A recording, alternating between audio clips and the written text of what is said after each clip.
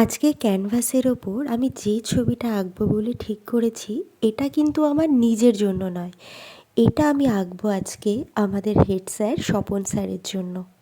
আসলে এবার স্যারের এই দীর্ঘ চাকরি জীবন থেকে অবসর নেওয়ার সময় এসেছে। আর যবে থেকে স্যারের এই রিটায়ারমেন্টের ডেটটা আমি জানতে পেরেছি, মনে হচ্ছিল এই মাসটা যেন খুব তাড়াতাড়ি কেটে যাচ্ছে। এই মনে হচ্ছিল যে কাল যেন স্কুলে গিয়ে আর স্যারকে দেখতে পাবো না, স্যার আর ওই হেড স্যারের চেয়ারটাতে বসবেন না। আর যখন দেখলাম যে স্যারের চাকরি জীবন আমার জন্মেরও প্রায় কয়েক বছর আগে থেকে শুরু, তাই শেষ সময়ে আমার ইচ্ছে হয়েছে যে স্যারকে নিজের হাতে কিছু একটা বানিয়ে আমি দেব।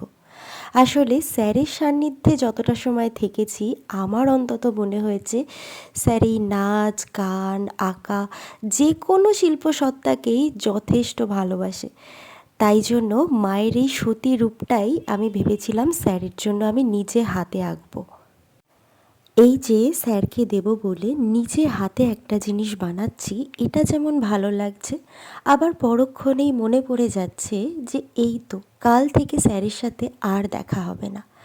আসলে স্যারকে আমি এত অল্প দিনের জন্য পেয়েছি, তবে যেটুকু সময় আমি স্যারের সান্নিধ্য পেয়েছি, স্যার যেন আমার মাথার ওপর একটা ছাতার মতো হিসাবে ছিলেন। স্কুলের প্রথম দিনই স্যার আমাকে বলেছিলেন, আমি তো তোমার বাবার মতোই, যেখানে পারবে না, অসুবিধা হবে আমাকে বলবে। আসলে কোনো ভালো কাজ করলে স্যার যেমন প্রশংসাও করেছেন, ঠিক তেমনই আমার হাজারো ভুল যেন হাসি মুখে শোধরানোর চেষ্টা করে গেছেন। স্যারকে শেষবারের মতো বিদায় সম্বর্ধনা জানিয়ে যে যার গন্তব্যের উদ্দেশ্যে রওনা হয়েছি।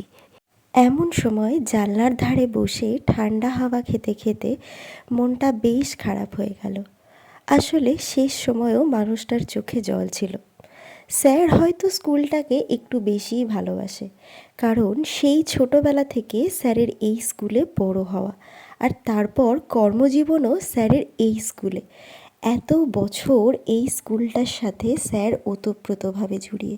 এই স্কুলটার জন্য স্যারের একটু বেশিই টান থাকবে, এটাই তো স্বাভাবিক।